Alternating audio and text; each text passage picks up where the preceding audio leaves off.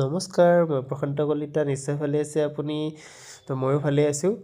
আপোনালোকে নিশ্চয় দীপৰ বিলৰ নাম শুনিছে আৰু জানুৱাৰী মাহৰ প্ৰথম সপ্তাহৰ দেওবাৰে প্ৰতি বছৰে এই বিলত এই অঞ্চলৰ যিবিলাক মাছমৰীয়া আছে তেওঁলোকে প্ৰতি বছৰে জানুৱাৰী মাহৰ প্ৰথম সপ্তাহত মাছ মাৰে আৰু সেইদিনাখনে এই অঞ্চলত এক ডাঙৰ মেলাৰ নিচিনা উৎসৱ পালন কৰা হয় আৰু সকলোৱে ইয়াৰে মাছ খাবৰ কাৰণে বহুত দূৰ দূৰণিৰ পৰা আহে আৰু দীপৰ বিলৰ মাছৰ সোৱাদেই বেলেগ আৰু সকলোৱে যিবিলাকে নিশ্চয় খাইছে তেওঁলোকে জানে আৰু খোৱাবিলাকৰ কাৰণে এই বিলৰ পাৰত মানুহৰ ভিৰ লাগিছে আৰু আপোনালোকে নিশ্চয় জানে যে দীপৰ বিল হৈছে পৰ্যটনৰ কেন্দ্ৰবিন্দু আৰু ইয়াতে পৰিভ্ৰমী চৰাই আহে। প্ৰতি বছৰে ইয়াতে নতুন নতুন চৰাই দেখিবলৈ পোৱা যায় আৰু যি কি নহওক এই দীপৰ বিলৰ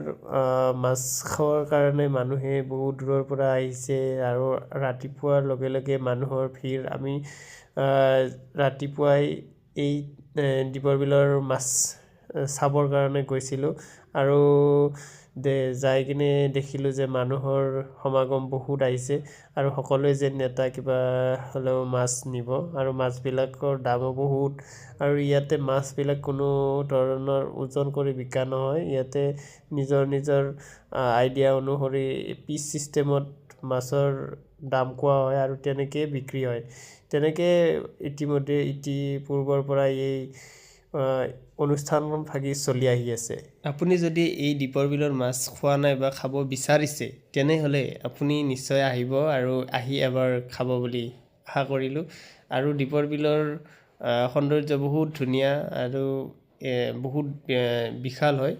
এবাৰ আহি চাব আৰু ধুনীয়া লাগে আৰু আমি যিহেতু দীপৰ বিলৰ পাৰতে থাকোঁ, আমি এই পৰিৱেশটো চাই বহুত ভাল লাগে। গতিকে আমি প্ৰতি বছৰে এই দীপৰ বিলৰ মাছ আমি খাওঁ আৰু যি নহওক আপোনালোককো এই ভিডিঅ'ৰ জৰিয়তে এই ধুনীয়া পৰিৱেশটো দেখুৱাইছোঁ আৰু যদি ভাল লাগিছে তেতিয়াহ'লে শ্বেয়াৰ কৰি দিব আৰু যাতে সকলোৱে দেখা পায় আৰু এই ধুনীয়া পৰিৱেশটো চাবৰ কাৰণে যাতে সকলোৱে আহিব পাৰে।